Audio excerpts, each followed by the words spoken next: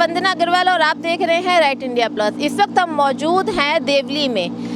देवली संगम विहार के बारे में कहा जाता है कि बहुत ज़्यादा कंजेस्टेड एरिया ये है, लेकिन यहाँ क्राइम की वारदातें आसमान छू रही हैं। आए दिन किसी का मर्डर कर दिया जाता है, किसी को चाकू मार दिया जाता है या किसी को गोली मार दी जाती है। प्रशासन बिल्कुल चुप है, प्रशासन कुछ नहीं करता है। सबसे ज़्यादा वारदातें इसी एरिया में देखने को मिलती हैं और इसी कड़ी में इस वक्त हम मौजूद हैं संगम विहार के एल फर्स्ट के अंदर। और यहाँ पर भी ऐसी ही वारदात आई है जिसमें 19 साल के मयंक अधिकारी को चाकू मारकर हत्या कर दी गई है। छोटी सी बात थी, कोई लंबी चौड़ी बात नहीं, कोई झगड़ा नहीं, कोई कुछ नहीं, सिर्फ छोटी छोटी बातों के ऊपर यहाँ मर्डर कर दिए जाते हैं। भुगतना उनके परिवार को पड़ता है, जिनके परिवार के चिराग बुझ जाते हैं। तो चलिए बात करते हैं, उनकी दो बहनें यहाँ मौजूद हैं कि पूरा वारदात क्या हुई थी, क्या पूरा वाकया था, किस तरीके से उसको चाकू लगा। तो आप क्या लगती है रिश्ते में उनकी? मैं इसकी बड़ी बहन हूँ सबसे।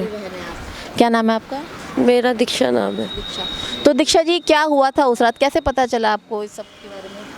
वो उस दिन घर से वैक्सीन लगाने के लिए निकला था, तो उसके बाद वो दोस्तों के साथ रात को 10 बजे थोड़ी देर बैठा था, फ़ोन में मूवी देख रहे थे, पीछे से आके उन्होंने चाकू मार दिया था। उनकी पहले से कोई तू मैं वाली लड़ाइयाँ चल रही थी, पहले भी उसको मारने की बीच सड़क पे एक बार हाथापाई करी थी, पर किसी को ये नहीं पता था कि वो ऐसे जान से मार देगा।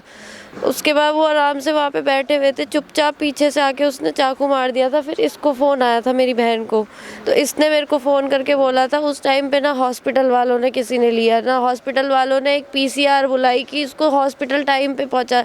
वो 10 बजे से 12 बजे तक उसने अपना दम नहीं तोड़ा।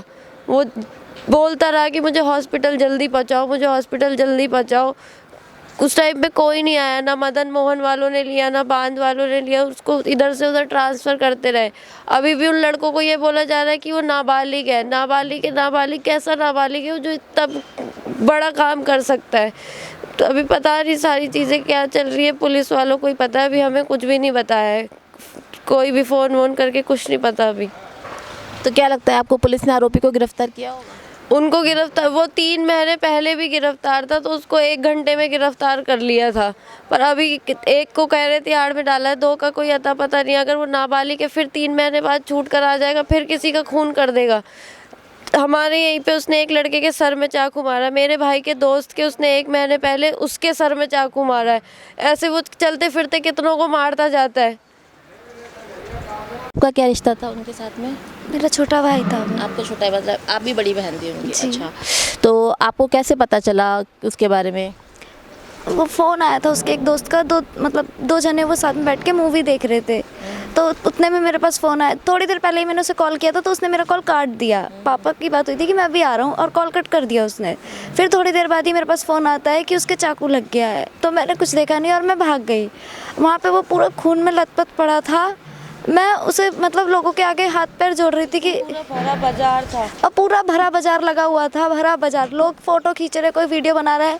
मैं ऑटो वगैरह रोक रोक के बोल रही हूँ कोई मेरी मदद करो, किसी ने मदद नहीं की। फिर बाइक में जब उसे मतलब उल्टा लेटाना की ज़रूरत थी, तो उसे ऑटो ही नहीं मिला, हम बाइक में लाद के उसको लेके गए निदान हॉस्पिटल, यहाँ बांध पे। वहाँ पे भी कुछ नहीं किया, अंदर ले गए, वहाँ आधा घंटा जो भी बर्बाद किया, टाइम बर्बाद किया। ना पीसीआर बुलवाई, ना एम्बुलेंस बुलवाई। मैं बोल रही थी बुलवाओ, नहीं बुलवाई। फिर खुद हमारा एक भाई है मेरा, वो जाके ऑटो लेके आया, और फिर हम उसे हिमालय नगर तक भी ऑटो में लेके गए। उसे कोई एम्बुलेंस तक नहीं मिली। एटलीस्ट एम्बुलेंस के अंदर कुछ ऐसा तो होता कि उसका खून ही रोकने की कोशिश की, खून रोकने की कोशिश की जाती। वो बार बार ऑटो में यही बोला था मुझे जल्दी हॉस्पिटल पहुँचा। मालवीय नगर लेके गए, वहाँ पे भी बस एक बॉटल चढ़ा दी थी उसे, फिर वहाँ से भी रेफ़र कर दिया एम्स के लिए। एम्स जाने तक तो उसने दम ही तोड़ दिया। फिर मयंक के साथ उस रात क्या हुआ, एक चश्मदीद गवाह हमारे साथ मौजूद है, उनसे बात करते हैं कि एक्चुअल हुआ क्या था, क्योंकि इनको ज़्यादा तस्वीर क्लियर होगी उस वक्त क्या हुआ था। तो बताएं सर। हम वहाँ पे बैठे हुए थे रात में 10:30 बजे के करीब। 3 लड़के आते हैं वहाँ पे, उसमें से एक लड़का आता है, उसके हाथ में चाकू होता है। तो हम वहाँ बैठ के मूवी देख रहे होते हैं टैंकर के पीछे, तो एकदम से आता है, उसके पीठ में चाकू मारता है और चले जाता है वहाँ से। उसके बाद वहाँ पे उसका खून वून भी निकलता है। वहाँ फिर वो कहता है मेरे को हॉस्पिटल ले चल। तो वहाँ में लोग बाग देख रहे हैं, कोई हेल्प नहीं कर रहा वहाँ पे, सब इधर से उधर भग रहे हैं। पर उसके बाद मैं वहाँ से भगते भगते अपने भाई के दोस्त के वहाँ जाता हूँ। उस भाई के दोस्तों को बुलाता हूँ, वो बाइक लेके आते हैं, उसे बाइक में बिठा के फिर हम बांध पे ले आते हैं। यहाँ हॉस्पिटल है बांध पे, वो बोलते हैं यहाँ इलाज नहीं होगा इसका, इसको एम्स में ले जाओ। वहाँ से ऑटो करके हमें एम्स ले आते हैं, फिर वहाँ भी उसके डॉक्टर मना कर देते हैं इसे ट्रामा सेंटर ले आओ। फिर वहाँ से भी फिर उसको ऑटो करके एम्बुलेंस में ट्रामा सेंटर लेके जाने के बाद वहाँ पे उसका इलाज भी नहीं होता, वहीं ख़त्म हो जाता। बेटा जैसे आप लोग उनके साथ रहते थे तो कोई दुश्मनी वगैरह थी जिसने चाकू मारा उसके साथ में? दुश्मनी तो कुछ नहीं थी, दोस्ती थे। 4-5 महीने पहले बर्थडे बनाया था, वहीं बहसबाजी हुई थी, तब से ये लड़ाई चल रही थी। अच्छा, तो बेटा जिन्होंने चाकू मारा उनका पहले भी कोई रिकॉर्ड रह चुका है? 3 महीने पहले इस गली में ही मारा था, 7 नंबर में, नितिन नाम के लड़के के चाकू। अच्छा। फिर वो बंद हो गए थे, वो मेरे भी मारा था सर पे चाकू। अच्छा। फिर उसके बाद वो छूट के आए 3 महीने बाद। फिर उनने 3 महीने बाद छूट के आने के बाद जिस लड़के को उन्होंने चाकू मारा था उसका एक लड़का बंद था। 3 लड़के थे वो, तो 2 लड़के तो बाहर आ गए थे नाबालिग के केस में, एक बंद था। तो वो बोला उससे, जिसके पापा ने उसे बंद करवाया, तुम केस वापस ले लो और वो तीसरे लड़के को बाहर बुला लो। तो उसके बाद हम भी वहाँ खड़े थे, तो उनने मेरे को आके मेरे में उसने चाकू वाकू मारा सर पे यहाँ पे, मैं क्योंकि मैं बीच बचाव कर रहा था वहाँ पे। तो उसके बाद फिर मुकुल भी आया, मुकुल ने मुझसे पूछा क्या हुआ, मैंने ऐसी बात होगी। फिर वो रोज़ाना आते थे, हमें मार के चले जाते थे। फिर उसने 30 से 2 बार हमारे संग मैटर किया, उन्होंने मुकुल के संग मेरे संग 2 बार, तो मैं कुछ नहीं हुआ। तीसरी बार में उसने चाकू मार के चलता बना वो लड़का, इरशाद नाम है उसका। ओके, तो आपने पुलिस वगैरह में भी कंप्लेंट करी होगी, तो क्या कहती है पुलिस इस बारे में? हमने नहीं करी थी। नहीं, अभी जैसे ये मयंक का केस हुआ है, इस केस में पुलिस कंप्लेंट करी होगी ना, तो पुलिस क्या कहती है? पुलिस वाले तो ये कह रहे हैं उन्हें भी पेश करेंगे, उसके बाद फिर बताएंगे।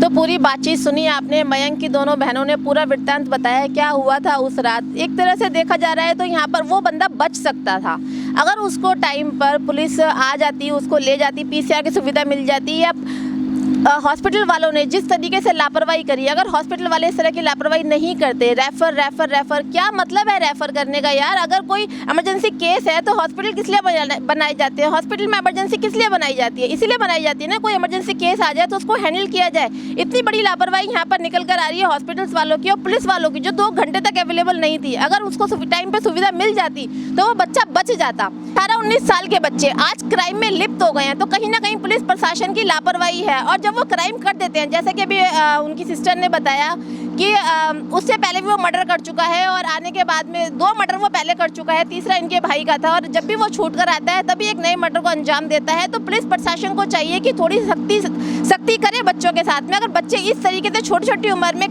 इस तरह के कांडों को अंजाम देते रहेंगे तो क्या होगा हमारे भारत का, जिस भारत की नींव ही यूथ के ऊपर रखी गई है। आज वो यूथ इस तरह से बिगड़ चुका है, इसमें कहीं ना कहीं प्रशासन की लापरवाही है।